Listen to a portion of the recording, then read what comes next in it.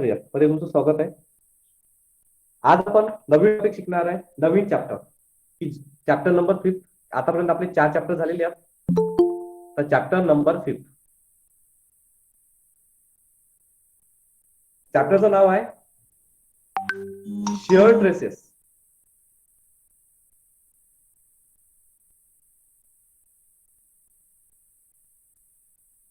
Shear traces and bending stresses. Shear traces and bending stresses.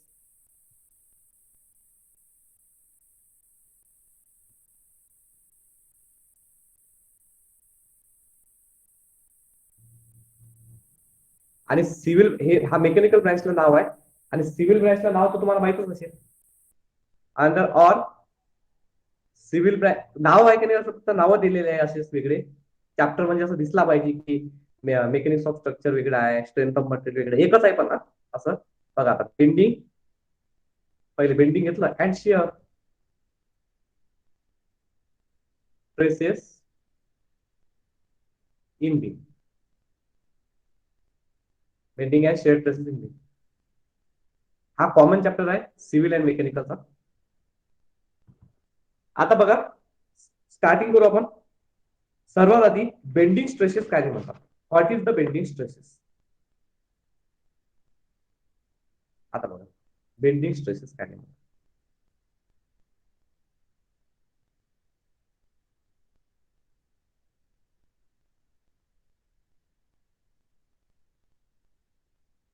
आता काय होते माहिती आहे का, बेंडिंग स्ट्रेसेस कशाने म्हणतात पहिले तुम्हाला मी एक्सप्लेन करून देतो.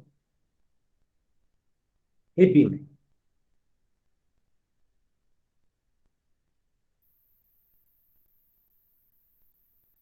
याला समजा एक सिम्पली सपोर्टेड लोड हे आपण हे अटॅच केलं. सिम्पली सपोर्टेड दोन सपोर्ट दिले सिम्पली सपोर्टेड. पण जर समजा या बीमवर जर समजा आपण लोड टाकला, या बीमवर काय टाकला, लोड टाकला, तर काय होणार. या बीमवर जर समजा आपण जर लोड टाकला ना, या बीमवर जर समजा आपण जर लोड टाकला तर ही रिएक्शन बेंड होणार. बेंड होते आणि हे की नाही ही अशी बेंड होते.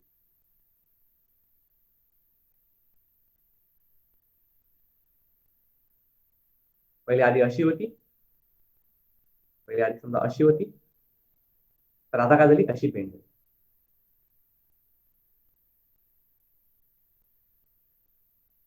हे बीम काय झाली, बेंड झाली. तर मग आता हे बीम काय होऊ राहिली, बेंड होऊ राहिली. तर याच्यावर जर समजा आपण काय काय टाकला, फोर्स टाकला, तर हे बीम काय होते, बेंड होते. तर हे बीम बेंड नाही झाली पाहिजे, हे बीम बेंड झाली नाही पाहिजे. त्याच्यासाठी याला एक फोर्स रेजिस्ट करतो. याला काय फोर्स काय करतो, रेजिस्ट करतो. आणि तो फोर्स म्हणजे ही बेंडिंग स्ट्रेसेस. म्हणजे की याच्यामध्ये काय समजा हे बीम आहे का, याच्यावर समजा आपण लोड टाकलं समजा, तर हे बीम कालांतराने कोणतीही बीम काय होते, बेंड होते. कोणती बीम काय होणार, वाकणारच ना. जर समजा एखादी गोष्ट जर समजा आपण एखाद्या याच्यावर लोड टाकलं तर ही बीम काय होणार, वाकणार. तर मग याच्यावर जर समजा आता बीम, आता फोर्सेस आपण टाकू राहिलो, तर ही बीम काय असणार, बेंड. तर ही बीम न, हे बीम काय बेंड नाही झाली पाहिजे. आपलं आता बीम जर समजा बेंड झाली, आपल्या घरातली जर समजा बीम बेंड झाली, स्लॅब क्रॅक होऊ शकतो ना, पडू शकतो, तुटू शकतो, काही होऊ शकते. तर मग याच्यावर एक रेजिस्ट, याच्यावरचा याचा अपोजिट डायरेक्शन जो एक फोर्स रेजिस्ट होतो, त्याला स्ट्रेसेस निर्माण होतात. म्हणजे याच्यामधले जे स्ट्रेसेस असतात ते आहे बेंडिंग स्ट्रेसेस. आता मग आता हे बीम समजा बेंड नाही झाली पाहिजे, मग याच्यासाठी मग कोणत्या प्रकारचं रॉ मटेरियल युज करायचं, किती कॉन्क्रीट टाकायचं, किती लोहा टाकायचा, मग त्याच्यानंतर मग त्याच्यात किती स्ट्रेसेस निर्माण होईल याचा अभ्यासक्रम आपल्याला करायचा. की हे बीम समजा आपल्याला किती लोड समजा जर याच्यावर जर समजा या बीमवर पडलं, तर ही बीम याच्यावर बेंड झाली नाही पाहिजे. याच्यात स्ट्रेसेस निर्माण होतातच. मग याच्यातला जे जो याचा अपोजिट डायरेक्शन जो काम करतो त्याला स्ट्रेसेस म्हणतात. याची एक डेफिनेशन तो आपण, आणि डेफिनेशन मध्येच मी तुम्हाला एक वेळा समजावून पण सांगतो. तर बघा आता डेफिनेशन, डेफिनेशन बघा. बेंडिंग स्ट्रेसेस, डेफिनेशन डेफिनेशन अशी आहे की बेंडिंग स्ट्रेसेस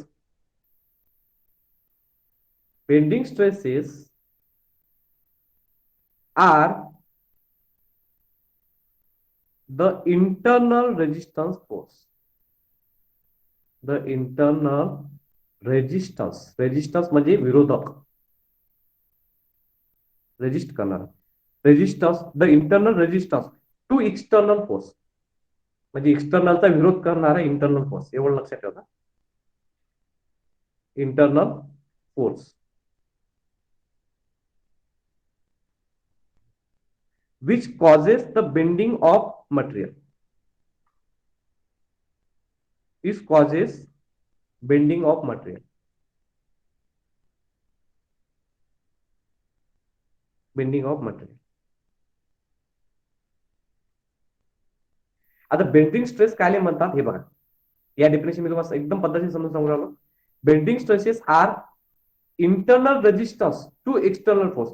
हा जो एक्सटर्नल फोर्स आहे, हा एक्सटर्नल फोर्स याच्यावर पडल्यावर मग हे काय राहिली, खालून काय राहिली, हे बीम काय राहिली, अशी बेंड होऊ राहिली. तर त्याला काय करत आहे, रेजिस्ट करत आहे त्याला, म्हणजे की तो बेंड न होऊ देणारा फोर्स म्हणजे बेंडिंग स्ट्रेसेस.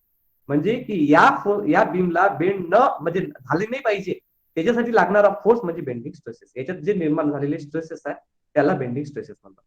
काही प्रॉब्लेम कोणाला काही प्रॉब्लेम? याला एक और डेफिनेशन लिहून देऊ, एक और डेफिनेशन तुम्हाला जे वाटते ते लिहू शकतो तुम्ही. एक थोडीशी मोठीवाली डेफिनेशन आहे, कठीणवाली. पहा आता तुम्हाला समजते का. Wien the beam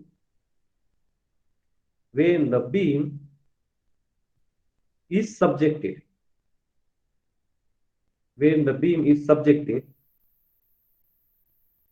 to external loading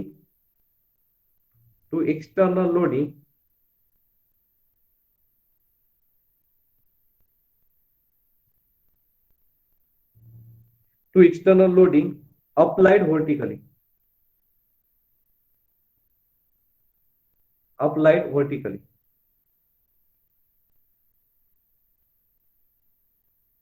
then resistance offered by the internal stress, then the resistance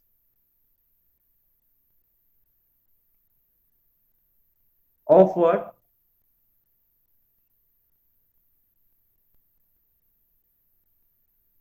by the internal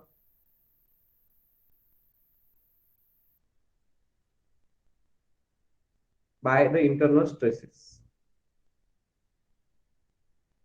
to the bending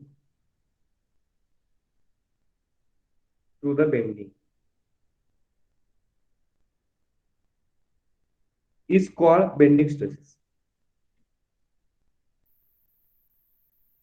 is called as bending stresses.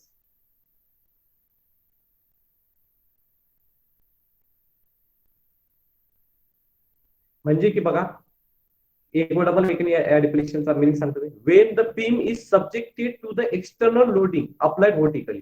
एखाद्या बीमवर काय केले आपण, एक्सटर्नल लोडिंग म्हणजे की फोर्सेस अप्लाय केले, तर मग काय होईल, तर then resist the offered by the internal stresses. म्हणजे की मग याचा जर याच्यावर जर समजा आपण काय केले, एक्सटर्नल जर लोड अप्लाय झाला तर बीम काय उरायली, बेंड होऊ राहिली. तर मग याला काय उरायला अप्लाय करण्यानंतर इंटरनल स्ट्रेस काय करताय, रेजिस्ट करत आहे याने. म्हणजे की हे बीम बेंड नाही होण्यासाठी रेजिस्ट म्हणजे की अडवत आहे, थांबवत आहे. तर त्याला बेंडिंग स्ट्रेसेस म्हणतात. मग त्याच्यामध्ये जे निर्माण होणारे स्ट्रेसेस म्हणजे बेंडिंग स्ट्रेसेस. समजला का सांगा. इट इज डिनोटेड बाय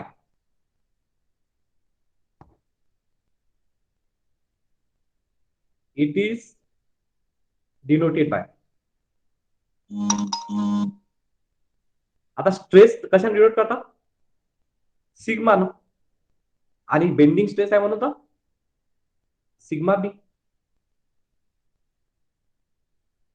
त्याच्यानंतर याचं युनिट काय, इट इज युनिट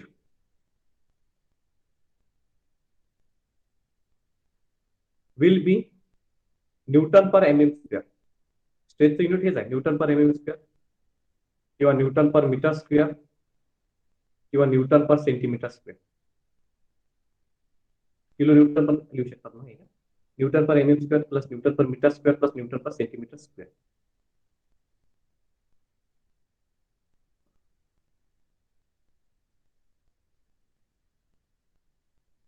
त्याच्यानंतर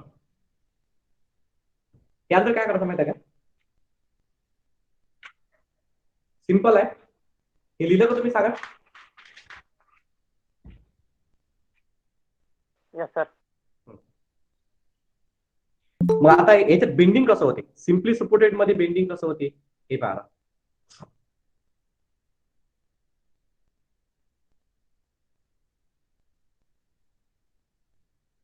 bending on simply supported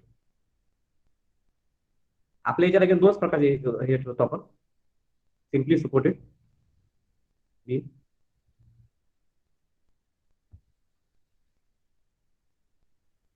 simply supported beam.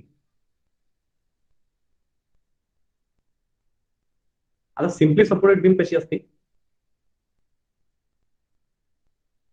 हे बीम आहे ज्याच्या एंडला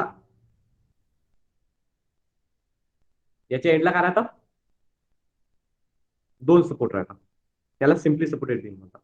मग याच्यावर जर समजा आपण लोड टाकला ही बीम कशी हे होईल, बेंड होईल, हे अशी, ही अशी काय म्हणा बेंड होईल. सिम्पली सपोर्टेड मध्ये बीम अशी बेंड होईल.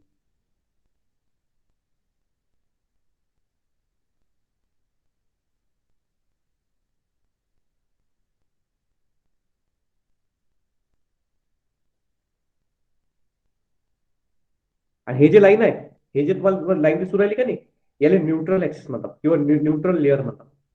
या लाईनला काय म्हणतात, न्यूट्रल लेअर म्हणतात. आता कधी लक्षात ठेवायचं, हे अशी बेंड झाली, समजा अशी काय राहिली की बेंड होणार आहे. हे अशी बेंड झाल्यावर वर वर आहे का नाही, याच्यात दोन प्रकारचे स्ट्रेस निर्माण होतात. वर होते कॉम्प्रेसिव्ह स्ट्रेस, कोणते होते,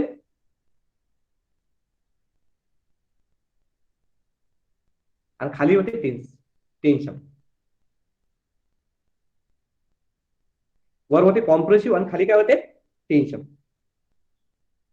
कॉम्प्रेशन वर होते आणि खाली टेन्शन होते. दोन प्रकारचे स्ट्रेसेस निर्माण होतात, टेन्साईल स्ट्रेस आणि इथं कॉम्प्रेसिव्ह. हे बघा इथं असं जर वाटलं तर हे पहा ताणून राहिलं असं दिसत आहे तुम्हाला, इकडला आणि इकडला कॉम्प्रेसिव्ह म्हणजे दाबून राहिलं. हा टेन्शन आणि इकडे कॉम्प्रेसिव्ह. आणि या बीमला यालाच काय म्हणतात माहित आहे का, याला म्हणतात सॅगिंग पोर्शन. हा कोणता पोर्शन आहे, असा क्वेश्चन विचारू शकते की हा कोणता पोर्शन आहे. या पोर्शनला सॅगिंग पोर्शन म्हणतात. कोणता पोर्शन म्हणतात, सॅगिंग. हे थोडं दूर सॅगिंग पोर्शन हे असं झाला म्हणजे इथून वरून कॉम्प्रेशन खाली टेन्शन असलं तर सॅगिंग पोर्शन. आणि एक येतो हगिंग. हा, तर त्याचा बघू आपण आता हॉगिंगचा. तर तो आहे की यूज होतो कॅन्टिलिव्हर बीम मध्ये. कशात यूज होतो, कॅन्टिलिव्हर बीम. हे पूर्ण आपल्या यातलं घरातच यात एवढं लक्षात ठेवायचं, कॅन्टिलिव्हर बीम. आता कॅन्टिलिव्हर बीम कसा असतो,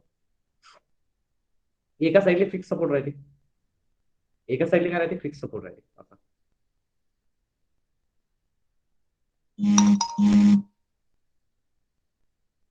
आणि हा असतो कॅन्टिलिव्हर बीम.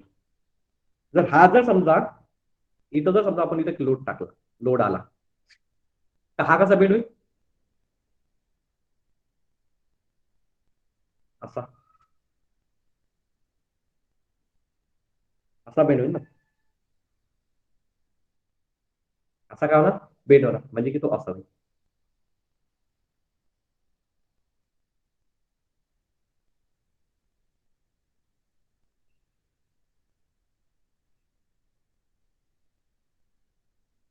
असा बेंड जर आला, लोड टाकला, कॅन्टिलिव्हर माहितीच आहे तुम्हाला, एका साईडला फिक्स. तुमच्या प्रत्येक घराच्या, तुमचे घर पाहिले असेल तर तुमच्या याच्यात पण कॅन्टिलिव्हर बीम आहे तुमच्या घराच्या घरामध्ये पाहिले आहे तुम्ही कॅन्टिलिव्हर बीम. समोरची जी गॅलरी असते तो कोणता बीम आहे,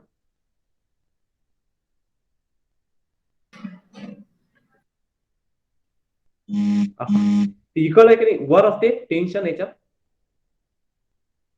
आणि खाली काय असते, कॉम्प्रेशन. कॉम्प्रेशन. वर टेन्शन आणि खाली कॉम्प्रेशन. इथं पण कॉम्प्रेशन दिलं, कॉम्प्रेसिव्ह झाले,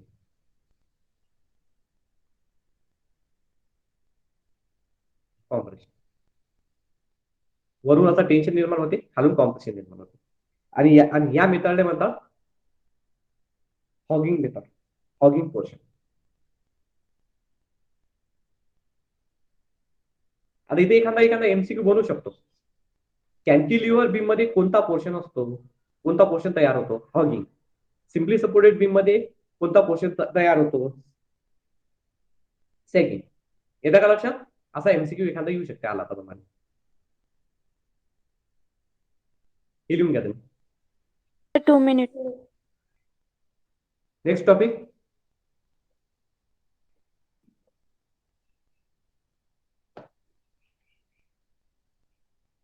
आयएमपी टॉपिक 101% क्वेश्चन इन याच्यावर,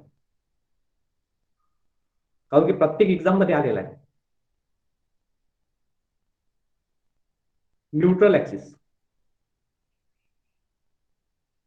न्यूट्रल ऍक्सिस.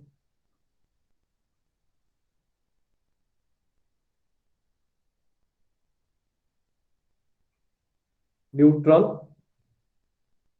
एक्सिस और न्यूट्रल लेयर.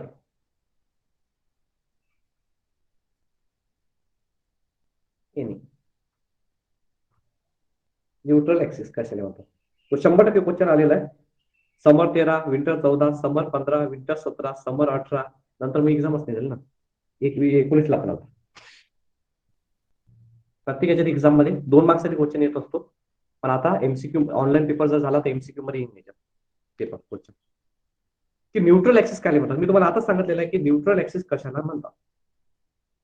न्यूट्रल ऍक्सिस म्हणजे होते when the beam is subjected to the pure bending, there will be always be one layer which will not be subjected to either compression or tension. Then such layer is called as neutral layer or neutral axis. आता मी जे तुम्हाला काही सांगत नाही तुम्हाला काही समजलं नाही. आता मी सांगतो मराठीत चांगल्या आपल्या भाषेत की लक्ष द्या. न्यूट्रल ऍक्सिस काय म्हणतात, ही अशी लेअर असते की याच्यावर कॉम्प्रेशन आणि टेन्शन निर्माण नाही होत. याच्यावर समजा कॉम्प्रेशन असेल तर खाली टेन्शन असेल, खाली टेन्शन असेल तर वर काय असेल, कॉम्प्रेशन असेल. तर याच्यातली बीच मधली मनातली जी ऍक्सिस होते असते याला न्यूट्रल ऍक्सिस म्हणतात. याला कोणती ऍक्सिस म्हणतात, न्यूट्रल. लस होते काहीच नाही, मनातली ऍक्सिस म्हणजे न्यूट्रल. न्यूट्रल, आता न्यूट्रल गिअर असते ना गाडीत, मग ते गाडीतला तुम्ही न्यूट्रल गिअर माहिती असेल तुम्हाला, 4 व्हीलर मध्ये न्यूट्रल गिअर असते. गाडी न्यूट्रल झाल्यावर मग गिअर पडते काय, नाही, मधामध्ये कोणताच प्रकारचा गिअर नाही. म्हणजे मग इथं कोणत्याच प्रकारचा ट्रेस निर्माण नाही होत किंवा कॉम्प्रेशन निर्माण नाही होत. म्हणजे की हे न्यूट्रल ऍक्सिस एक बॉडीवर. तर याची डेफिनेशन लिहा तुम्ही. Wien the beam is subjected when the beam is subjected to pure bending,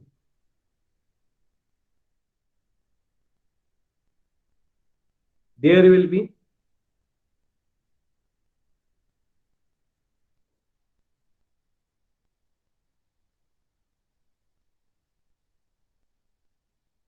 always be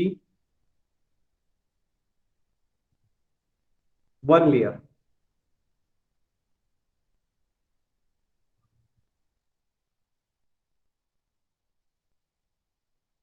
which will not be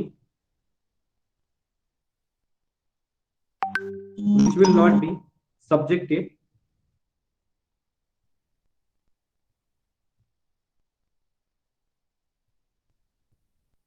to either compression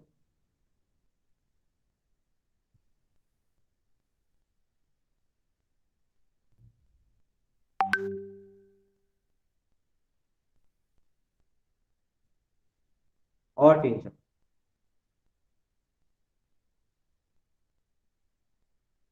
Then such layer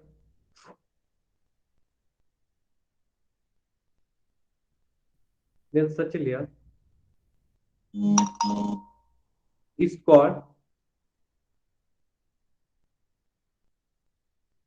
as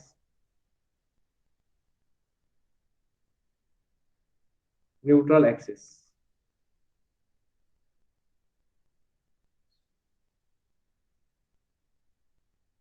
neutral layer और neutral layer area. आता लक्ष द्या. New topic. ऍझम्पशन हो आपण याचे assumptions in theory of pure bending.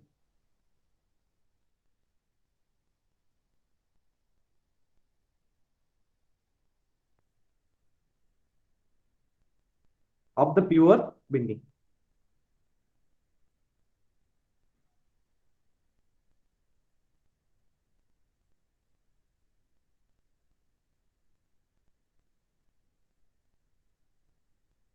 Assumptions paper offline paper झाला तर विचारता ना. प्रत्येक पेपरमध्ये एक क्वेश्चन होता हा राहायचेच. आता प्युअर बेंडिंगचे ऍझम्पशन्स काय आहेत. सर्वात आधी लक्षात ठेवता की याच्यामध्ये जे मटेरियल आहे हे होमोजिनियस असलं पाहिजे. पहिलं assumption. Material of the beam is homogeneous. Material of the beam एखादी बीम असते का नाही तर त्याच्यात मटेरियल कसं असलं पाहिजे होमोजिनियस म्हणजे एक सारखं एक सिक्वेन्स म्हणजे की सर्वचे सर्व काय मिक्सचर काय असलं पाहिजे सारखं असलं पाहिजे. Homogeneous and isotropic. And isotropic.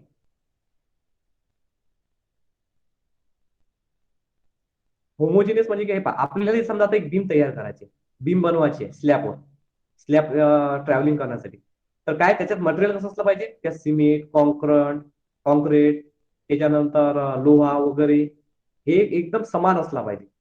अशी म्हणजे की अशी एकदम स्ट्रेट बीम पाहिजे अशी अशी तशी चालत नाही. हे अशी अशी बीम अशी चालणार नाही. एक समान स्ट्रेट बीम असली पाहिजे. अशी बीम कशी असते स्ट्रेट. सर्व साईडचं मटेरियल काय असलं पाहिजे सारखं. इथं जेवढं मटेरियल आहे इथं पण तेवढंच मटेरियल इथं पण same material. Material of the beam is homogeneous. मग तुम्ही सर आयसोट्रॉपिक म्हणजे काय होते. Isotropic means having same elastic property. त्याच्यामध्ये इलॅस्टिक प्रॉपर्टी असते प्रत्येक याच्यात म्हणजे की इलॅस्टिक प्रॉपर्टी म्हणजे की एखादी गोष्ट आता इलॅस्टिक प्रॉपर्टी कशाला म्हणतात. एखादा फोर्स जर आपण याच्यावर अप्लाय केला तर हे काय होणार हा असा थोडासा बेंड होऊन जाईल. ओके जर समजा आपण एखाद्या काच्यावर पण उभे तुम्ही लक्ष द्या. तुम्ही गाद्या पाहिल्या गाद्या गाद्यावर समजा तुम्ही जर समजा उभे राहिले तर ते थोडीशी दबते की नाही खालून दबते की नाही दबा दबते ना थोडीशी प्रेशर आले की खालून दबते ना गाद्या आहात ना तुमच्याकडे त्याच्यावर उभे राहिले तुम्ही किंवा बसले तर खालून दबते. पण ज्यावेळेस तुम्ही तिथून समजा उठले ज्यावेळेस तुम्ही तिथून उठले तर तो ऍज इट इज जशीच्या तशी बनून जाते. म्हणजे आयसोट्रॉपिक्स म्हणजे की त्याच्यामध्ये इलॅस्टिक लिमिट असलं पाहिजे. हे मटेरियल आहे का नाही सेम एकसारखं असलं पाहिजे आणि इलॅस्टिक लिमिट असलं पाहिजे. त्याच्यात इलॅस्टिक प्रॉपर्टी असली पाहिजे.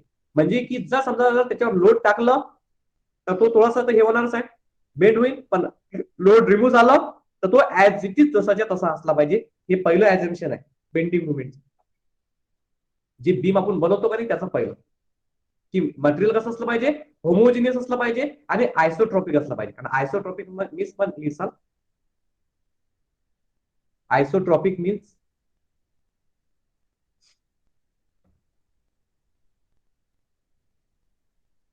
having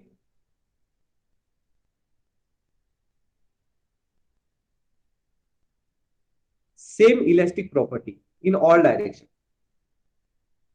Same elastic property in all direction.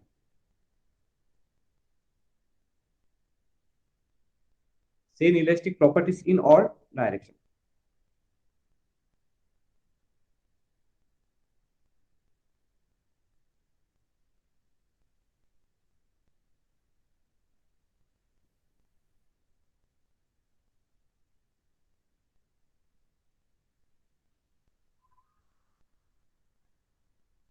येतं का लक्षात? म्हणजे की ते जे बीम आहे हे काय असली पाहिजे, एक समान असली पाहिजे, होमोजिनियस असली पाहिजे, same elastic property, isotropics means elastic property त्याच्यात असली पाहिजे. किंवा एक मग आता मी अजून पण एक सेकंड पॉईंट घेऊ आपण.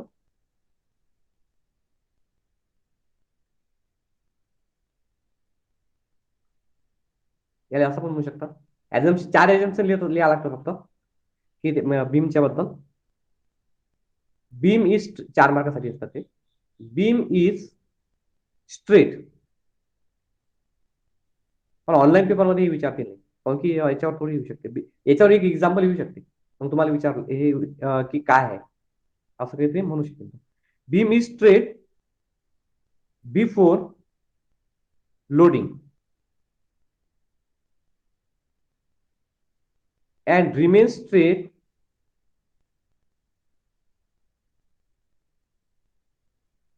remain straight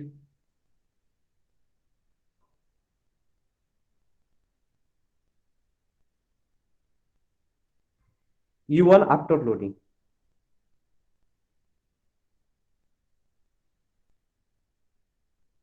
After load is removed.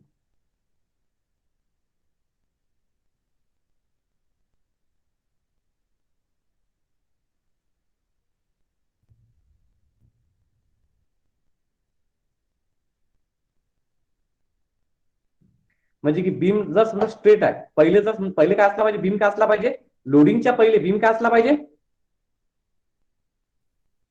पहिले स्ट्रेटच बीम असला पाहिजे, असाच बीम पाहिजे आपल्याला, याच्यात काही चेंजेस नाही करावं लागत पहिले, आणि रिमेन स्ट्रेट. आणि जर मग आपला लोड जर समजा आपण काय केलं, रिमूव्ह केला, तेव्हा पण तो काय झाला पाहिजे, स्ट्रेटच राहिला पाहिजे. जर बेंड झाला तर मग काही दिवसात तुटून जायचा खालचा स्लॅब. जर तुम्ही स्लॅबवर उभे राहिले तर त्याच्यावर थोडंसं लोड येणारच आहे, थोडासा बेंड तो होणारच आहे, पण ज्या ठिकाणी तुम्ही चालले गेले तर तो ऍज इट इज झाला पाहिजे. हे सेकंड एझम्पशन.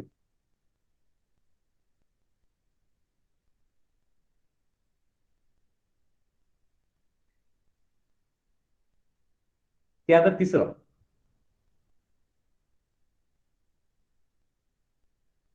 बीम इज स्ट्रेस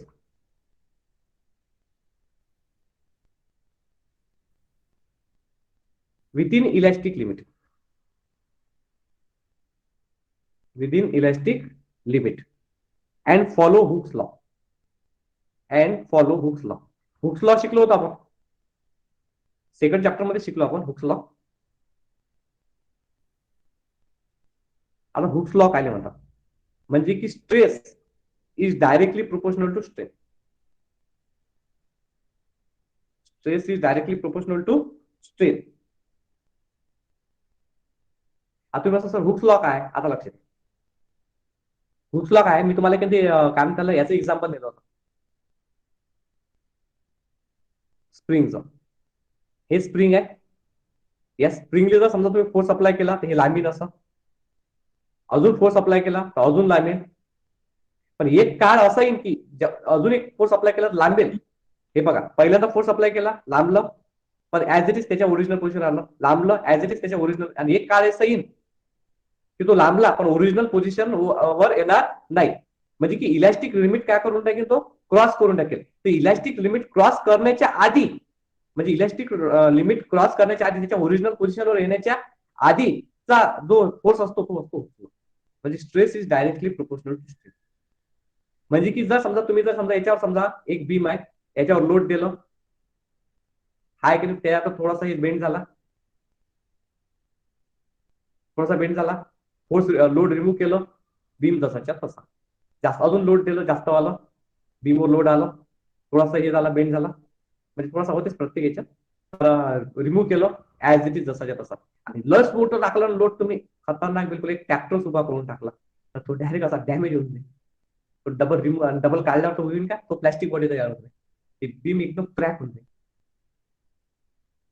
तर म्हणजे की हे म्हणते की beam is stresses within the elastic limit, फक्त इलॅस्टिक लिमिट पर्यंतच फक्त तुम्ही युज करा त्याचा, इलॅस्टिक लिमिट. आणि इलॅस्टिक लिमिटच्या पार जर झालं तर मग ते काही कामाचं नाही, ते बीम तुटून जाईल. बीम काय होऊन जाईल, तुटून जाईल. येतं का लक्षात? हो सर.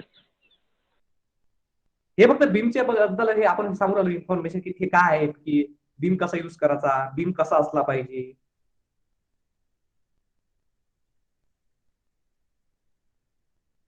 त्यानंतर ते लिहिलं का तुम्ही, बीम इज इनिशियली स्ट्रेट, आपण टाकला का याच्यात. बीम हा काय असला पाहिजे, स्ट्रेटच असला पाहिजे. चौथा एक्झाम्पल लिहून घ्या की बीम कसा असला पाहिजे, हा सरळच असला पाहिजे. अँड ऑन स्ट्रेसेस, त्याच्यात स्ट्रेस निर्माण नसला पाहिजे, स्टार्टिंगली स्ट्रेस निर्माण नसला पाहिजे. बीम इज हॅलो सर, तर थर्ड पॉइंट मध्ये लास्टला जे सिम्बॉल म्हणजे दिलेत तुम्ही, ते फॉर्म्युला आहे का? हे ते रिलेशन आहे. Stress is directly proportional to strain. Directly proportional symbol तर त्यामध्ये असं नुसतं लिहिलं हे तर डायरेक्ट प्रोपोर्शनल सिम्बॉल आहे. सर. हा. हा सर, PDF पाठवून द्या. हो, हे बस लास्ट डेफिनेशन आहे, हे लास्ट पॉइंट आहे. The beam is initially straight. Beam कसा असला पाहिजे, स्ट्रेट असला पाहिजे. उद्या आपण याचे इम्पॉर्ट, आता उद्या फॉर्म्युले टाकले आणि त्याच्यानंतर न्यूमेरिकल चालू जाते. अँड ऑन स्ट्रेसेस, स्ट्रेट असला पाहिजे आणि त्याच्यात स्ट्रेस निर्माण नसला पाहिजे. स्टार्टिंगले ज्यावेळेस आपण घरावर बीम टाकतो किंवा बीम बनवतो, त्याच्यात काय कसा असला पाहिजे, स्ट्रेट असला पाहिजे, सरळ असला पाहिजे आणि त्याच्यात स्ट्रेस निर्माण नसला पाहिजे सद्यस्थितीत. नंतर लोड आल्यावर स्ट्रेस येईल त्याच्यात. पहिले जर समजा तुम्ही त्या स्ट्रेस निर्माण होत असेल, म्हणजे पहिली जर समजा तुम्ही जर बनवला, समजा बीम तुम्हाला म्हटलं की एक बीम बनवा घरा, आता आपल्याला स्लॅब टाकायचा आहे, तुम्ही जर पहिलेच असा बनवला, हा बीम काय होऊन जाईल, पहिलेच जर असा जर बनवला तुम्ही तर बेंड होऊन जाईल. तो एक काय असला पाहिजे, स्ट्रेट असला पाहिजे. येतं का लक्षात? परत सांगा सर एकदा. बीम आहे की नाही, हा स्ट्रेट असला पाहिजे. बीम कसा असला पाहिजे, स्ट्रेट म्हणजे सरळ असला पाहिजे. जर समजा तुम्ही जर पहिले जर बेंडिंग मध्ये बनवला, असा जर बनला बीम गलतीनं, आपला चुकी केली तुम्ही, तर याच्यामध्ये स्ट्रेस निर्माण राहील आणि याच्यात स्ट्रेस निर्माण राहील तर मग काही दिवसांना हा काय होऊन जाईल, तुटून जाईल. तुटून जाईल तर स्लॅब काय होऊन जाईल, क्रॅक होऊन जाईल ना, क्रॅक होईल ना. याच्यावर लोड जास्त पडलं की हा डायरेक्ट जास्त स्पीड होऊन जाणार. म्हणून बीम हमेशा कसा असला पाहिजे, इनिशियली काय असला पाहिजे, स्ट्रेटच असला पाहिजे. असा स्ट्रेट. सर्वात पहिले पाहिलं आपण की बीम, पाहता एक वेळा थोडंसं डबल, बीमचं मटेरियल हे होमोजिनियस असलं पाहिजे. होमोजिनियस म्हणजे की सर्व समान, जिथं जेवढं इथं मटेरियल आहे तेवढं सर्व कोपऱ्यात, सर्व साईडला, सर्व स्ट्रक्चर मध्ये मटेरियल सेम असलं पाहिजे. त्यात तो इलॅस्टिक लिमिट त्यात असला पाहिजे. त्याच्यानंतर इथं पण लिहिलं तुम्ही वाटते, beam is straight before loading and remain straight even after loading is remove. ज्या सेकंड बीम आपण तयार करतो त्या स्ट्रेट असला पाहिजे पहिल्यांदा, आणि ज्या सेकंड आपण त्याच्यावर काय करतो, आपण लोड रिमूव्ह करतो, त्यावेळेस पण तो काय झाला पाहिजे, स्ट्रेटच झाला पाहिजे. आणि बीम आहे स्ट्रेट असला तर त्याची इलॅस्टिक लिमिट फॉलो केली पाहिजे. बीमनं काय केली पाहिजे, इलॅस्टिक लिमिट काय केली पाहिजे, फॉलो केली पाहिजे. म्हणजे लोड टाकला, लोड नसला तर स्ट्रेट, आणि लोड समजा जर टाकला तर जसाच्या तसा. हे इलॅस्टिक लिमिट त्याची काय केली पाहिजे, आणि बीम इज इनिशियली स्ट्रेट. अशा याच्या ऍजम्पशन. बरोबर टॉपिक होते.